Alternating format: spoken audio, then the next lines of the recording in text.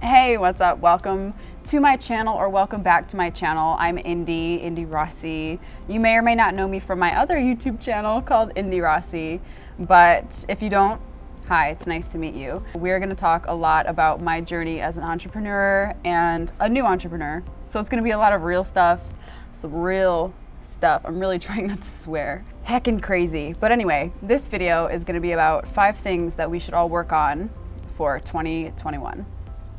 And when I say all of us, I think what I really mean is all of us who are trying to improve ourselves and get to a higher place in life. So if you really don't care, or if you're already in a really good spot and you don't need to improve anymore, then you should probably just disregard this video. But if you want things to be better, here are my 5 suggestions for things that we could improve for 2021. Number 1, this one has been really important for me in my self-improvement journey and on my entrepreneurship journey as well. It's gratitude. And gratitude is something that was recently emphasized to me by my coach, my business coach. And she's right. I need more of it, and I think all of us need more of it as well. Gratitude is the secret, basically, to the law of attraction. If there are things that you want and you're not grateful for what you already have, you're never, ever gonna get what you want. Sometimes crazy things happen, but why would you take the chance?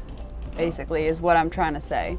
So if you can do something, anything on a daily basis that brings you definitely that much closer to where you actually want to be, do it, right? Why wouldn't you? So my suggestions for practicing more gratitude include reading books about it. One that I suggest, and I actually haven't read it yet, but I ordered it on Amazon yesterday, it's called The Magic by Rhonda Byrne. Byrne? I think it's Byrne. She wrote the book, The Secret, and she is basically the foremost authority on the law of attraction.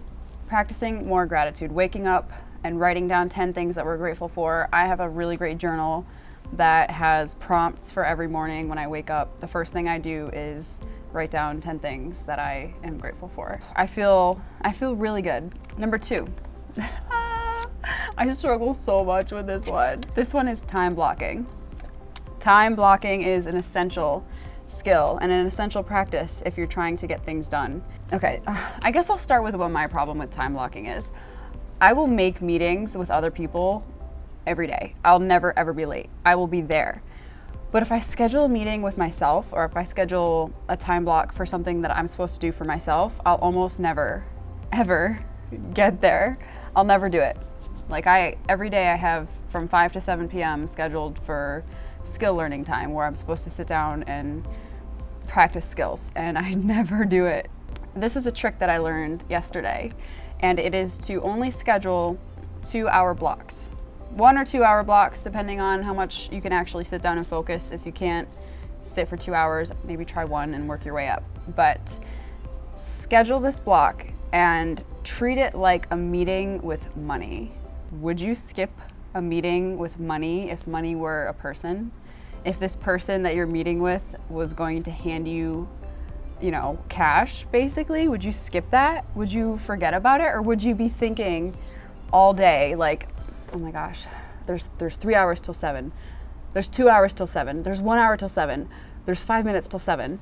It's really gonna come down to whether or not you really wanna make the change. I understand that scheduling a meeting with something that doesn't exist or isn't real, like a human version of money, seems a little bit out there, but it's also a way to remember why you're scheduling the meeting in the first place. Like, I'm not just scheduling my meeting so I can sit down and watch boring YouTube videos. I'm scheduling the meeting so that I can sell more skills and more services and help more people and be smarter and be better. So therefore, in my mind, I tell myself I'm scheduling a meeting with money. Number 3, self-talk. Now, going into 2021, we've all had a lot of time to kind of sit and think about ourselves, having to be so distant from people. There's less distractions. There are less distractions for us these days, and we're stuck with our minds, is what I'm trying to say. Developing the awareness to speak to yourself in a kind way. It does take time and it takes a bit of practice, but it doesn't take forever.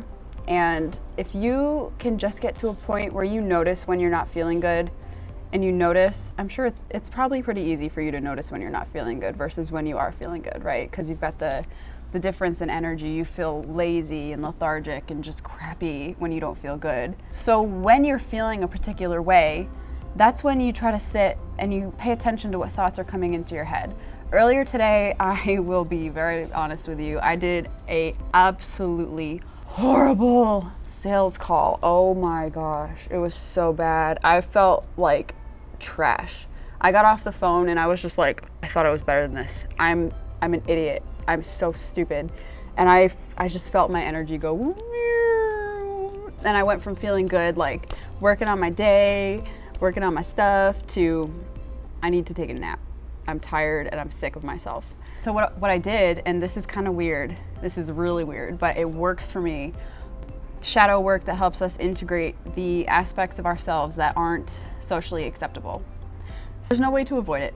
We all have a really horrible, rude side. We all have a side that is obsessed with, you know, death and violence. We have a side that is obsessed with pain. We're curious about what it's like to make something else suffer. We have a side that's stupid and ignorant. We have a side that wants to disregard everyone else and serve ourselves. It's just human nature. But very often we're forced to repress these aspects of our personalities, and they come out in different ways. So by practicing shadow work or shadow integration, you can feel more whole, and you can make the transition from feeling bad to feeling good again. I will literally talk to myself in my head and write down what this other personality of mine is saying. So it very much feels like when I'm writing, it feels like I'm just flowing and I'm not thinking of what to say, because it's not this version of me that's saying it. It's this other version. And this version is horrible. This version thinks that I'm an idiot. This version thinks that I'm useless and stupid and worthless, and I'm the reason this whole business isn't going anywhere. And like this is what this version of me thinks is true, but it's not really true. It's just getting it out there.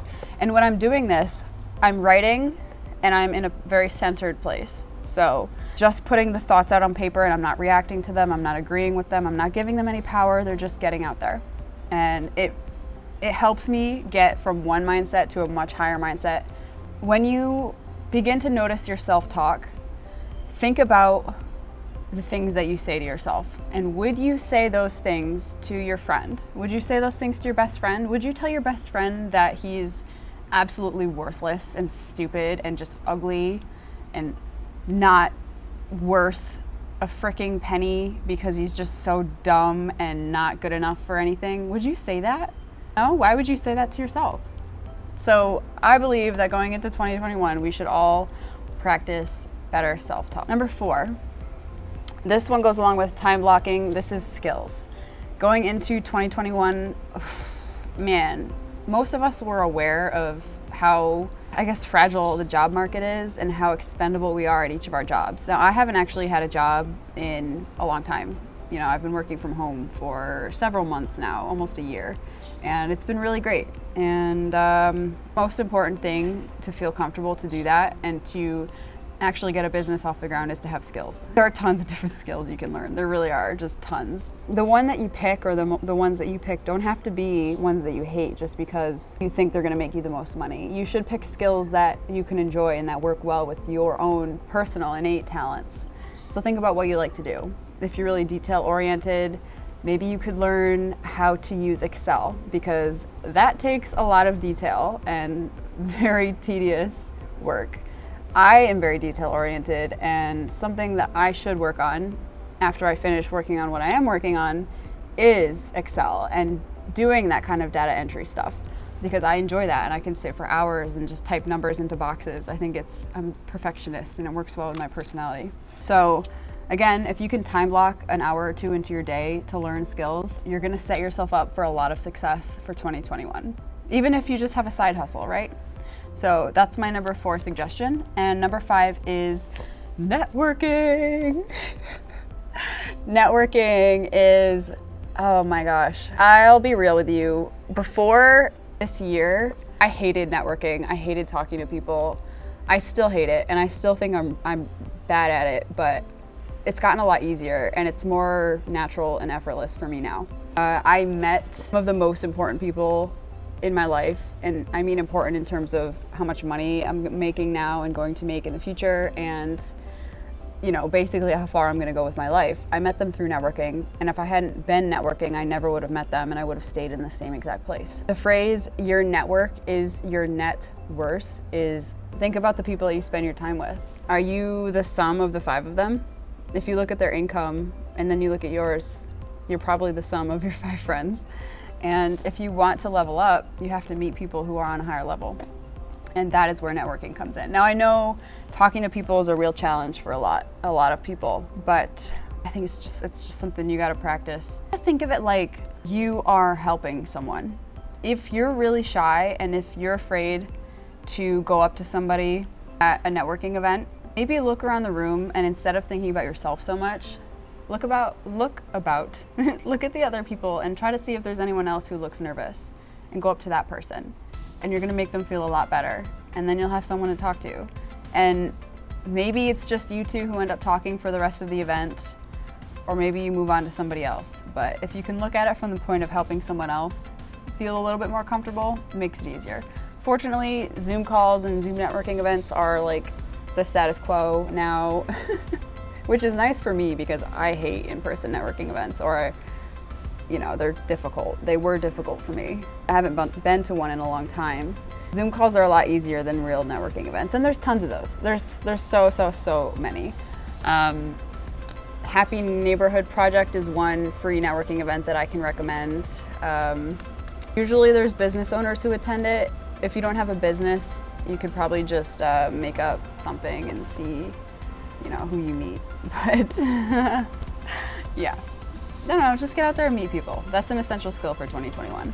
Okay, that's my list. I don't want to go for too long, and hopefully you were able to learn something from this video.